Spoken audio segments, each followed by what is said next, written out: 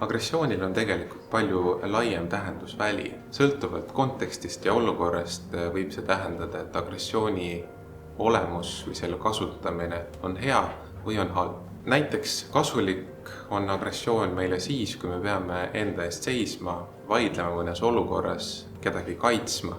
Sellises olukorras võiks öelda, et agressioon on meie jaoks tegelikkuses kasulik. Kui vaadata laste poole, kui võtta 2, 3, 4-aastane laps, siis nende puhul võib agressiooni kasutamine tähendada seda, et tegelikult ei oska veel kasutada sõnu enda väljendamiseks ja ainus viis, kuidas enda piiride ees seista, on näidata näiteks füüsiliselt välja seda, et ta midagi tahab.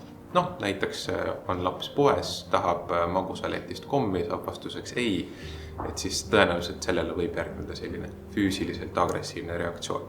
Ja kolmas variant on see, mis võib olla ühel hetkel kõigile tuttav või ka kogetud, on näiteks inimene, kes ärkab narkoosist pärast operatsiooni. Narkoosist ärkamise tagajärjel võib inimene olla segasusseisundis, sellest tulenevalt käituda nii füüsiliselt kui verbaalselt agressiivselt, aga see ei tee temast sellel hetkel halba inimest.